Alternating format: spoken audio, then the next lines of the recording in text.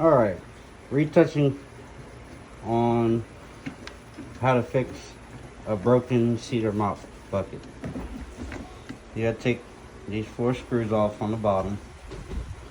Okay, and you're gonna remove that. Alright? See, that whole assembly has been removed. Try not to lose the screws.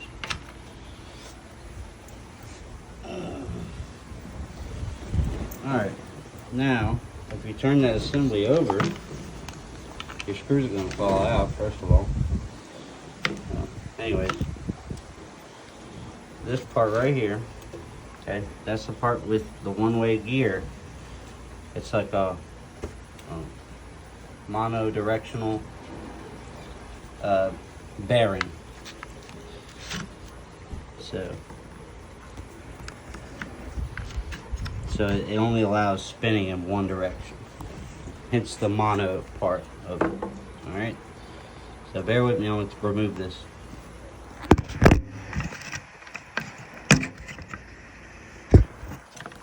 Alright, to remove it, you're going to have to like push this big gear to the right and kind of twist it out of there like that. So if you look,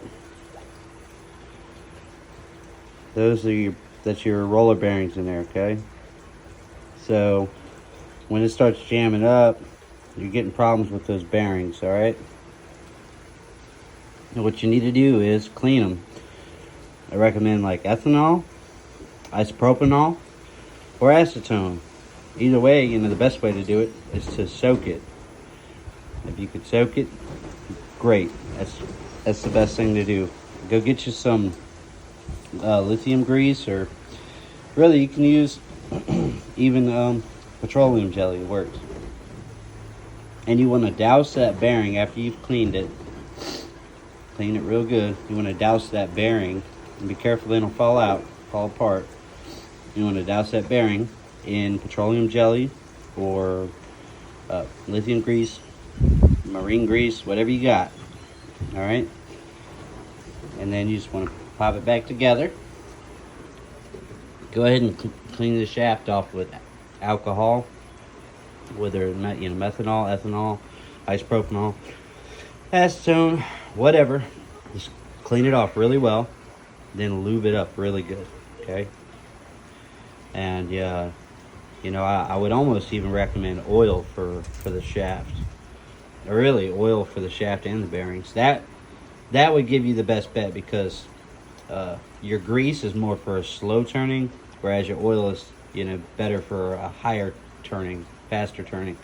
So oil might be a better bet here. You go for a 5-in-1 oil, probably work really well. All right, and if you really want to get into it, you can take these screws off, remove that, and that cage on the other side. This is some kind of retaining mechanism. So you would unscrew those bolts there, and the assembly should come apart if you wanted to remove that bucket. If your bucket broke, you could always buy a new bucket, maybe even buy it without the shaft. Remove this bucket from this shaft and press on a new one, because that's all. The bucket would just be pressed onto here, unless it's molded, like the plastic might be molded to it. You know, either way, you could probably make it happen. So I hope that helps everybody who wasn't satisfied with the first video. I kind of went in a little bit more depth here. Once again, you know, this just rests in a cradle. All right, and this part goes up like that. And to get it back on, you just, see, pop it in there. And see, that loose fitting could also be a problem. All right, and you know, if you still have problems after, then it very well could be that the fact that this gear is not very tight on here. And what you could do is actually take a piece of felt and glue a piece of felt, or so see where my finger's at, that lip right there. You know, cut you a thin piece of felt and glue a thin piece of felt all the way around that surface and snap it in there, and that would make for a tighter fit, which could solve some of your problems as well. All right, thank you. Y'all have a good day.